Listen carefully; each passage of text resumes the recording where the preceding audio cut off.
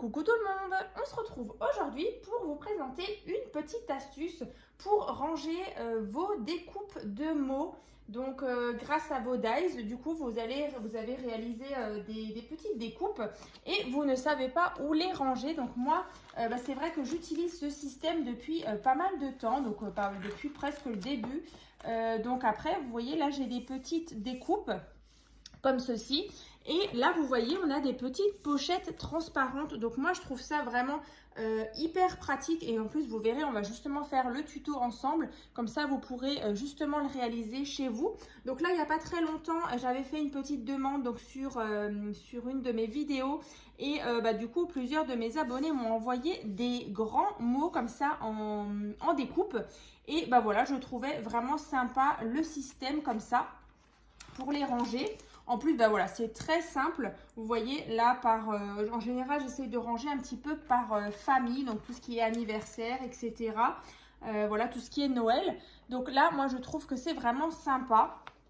Donc, écoutez, on va faire le tuto ensemble. Alors, c'est vrai que j'avais déjà réalisé, alors c'était vraiment au tout début, justement, des tutos. J'en avais fait une, mais vraiment, franchement, elle n'est vraiment pas à la hauteur.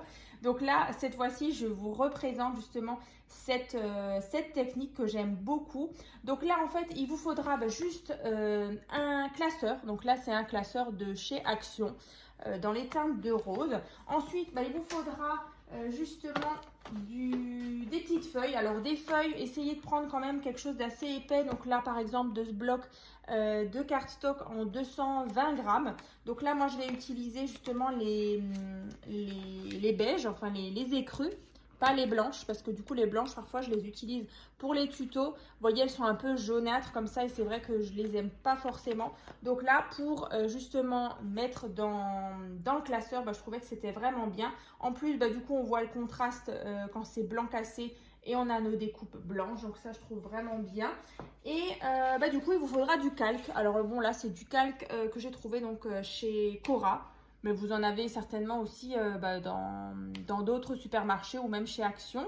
Donc là par contre, peu importe la grandeur, moi c'est du 24/32, mais vous pouvez prendre aussi du calque en format A4, ça ira très bien.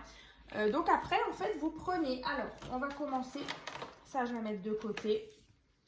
Alors, vous prenez votre feuille, donc là, votre cardstock, comme ça. Et ensuite, on va venir couper des bandes de calque. Alors, les bandes de calque, du coup, on va les faire de différentes grandeurs. Alors après, vous adaptez en fonction de vos découpes. Mais voilà, en sachant que justement, la largeur, là, elle fait 21. Donc, on va partir sur 18,5. Alors, 18,5 en longueur. Alors 18,5. Donc là, moi j'ai ressorti bien sûr mon massicot. Donc 18,5. Et là, par contre, vous pouvez choisir justement la hauteur en fonction de vos découpes. Donc là, moi en général, j'ai utilisé, vous voyez, en hauteur à peu près, il y a 5 cm. Après, il y en a qui font, voilà, on n'est que sur 5 cm. Mais après, si vous avez des plus grands, vous pouvez partir sur 6 cm, parfois même 4,5, 5,5. Voilà, après, c'est vraiment comme vous voulez. Donc là, allez, on va partir sur 5 cm. Donc 18,5 sur 5 cm. Voilà, donc là, on obtient ce rectangle-là. Alors, je vais en faire plusieurs. Et donc, je vais vous montrer comment on les colle. Alors, bien sûr, faites attention à ne pas utiliser ce genre de colle. On va vraiment utiliser de la colle en stick parce que c'est vraiment plus simple à coller. Et puis franchement, moi c'est vraiment la technique que je préfère. Allez, on va en faire un 5,5. Et bon là, ce petit, pourquoi pas, si on a vraiment des tout petits mots. Là, vous voyez, celui-ci, il fait 3,5. Voilà, on peut toujours le garder parce qu'on a vraiment la bonne largeur.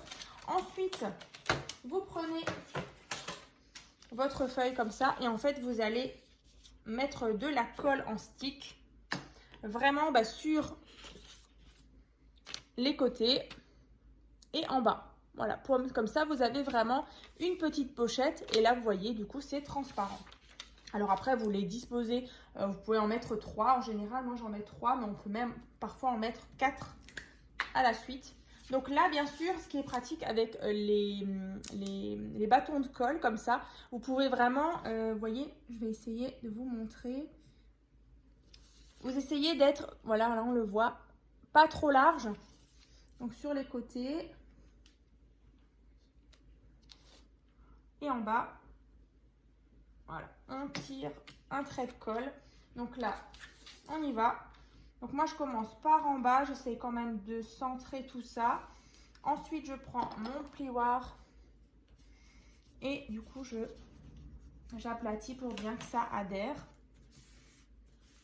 Donc quand vous aplatissez, essayez d'aplatir du centre vers les côtés. Comme ça aplatit bien la pochette, hein. Donc là, vous voyez, on a déjà une première pochette de faite. Alors bien sûr, attendez bien que ça sèche. Alors on va continuer. Alors après, vous avez toujours d'autres solutions. Je sais que il y a parfois des carnets. Vous savez, pour les collectionneurs de timbres, c'est un peu dans le même esprit aussi de petites pochettes comme ça. Alors après, elles sont un peu plus petites. Mais voilà, après, c'est toujours un peu plus cher, tous ces albums. Voilà, pour ceux qui collectionnent les timbres. Mais voilà, c'est une idée aussi, si jamais vous avez envie justement d'investir. Mais après, voilà, moi je trouve que cette technique, voilà, c'est pas cher. Besoin d'un classeur, des feuilles de calque, des feuilles, voilà, cardstock. Donc là, vous voyez, on a le deuxième. Et du coup, je vais faire un troisième. Alors bien sûr, vous faites aussi le verso, hein, vous faites de l'autre côté aussi.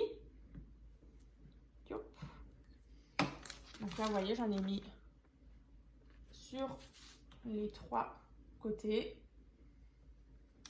Je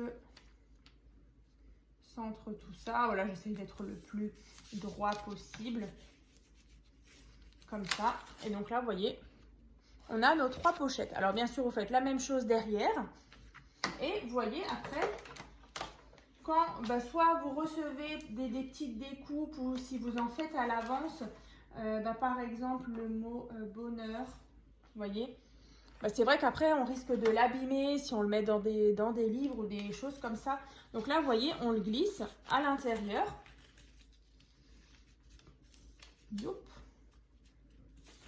Et voilà, du coup, il est rangé. Alors bien sûr, faites attention quand même quand vous les manipulez. Alors ne faites pas l'erreur justement de prendre le classeur à l'envers parce que sinon vous avez toutes vos découpes qui vont se faire la malle et franchement ce serait vraiment trop dommage parce que je pense que voilà, c'est quand même du temps justement de tout trier, de tout mettre à chaque fois. Donc là, moi, c'est vrai que j'en ai un donc en blanc. J'en ai un aussi avec des découpes dans les noirs.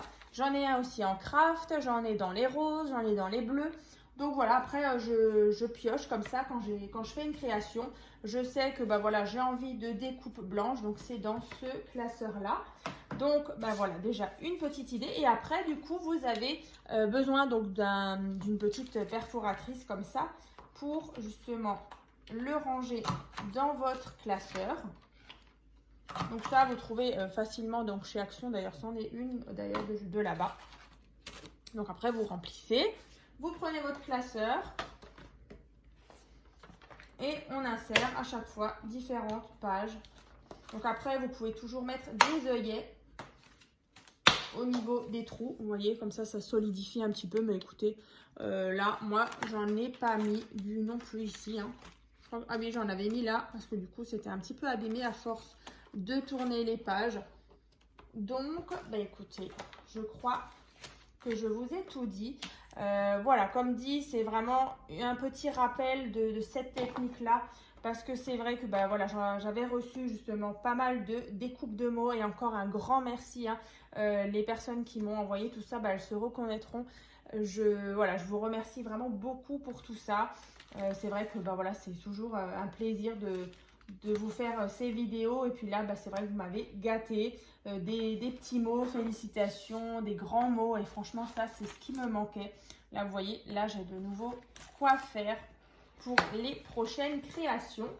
Donc, écoutez, je vous dis donc de passer une très bonne journée. Et puis, je vous dis à très vite.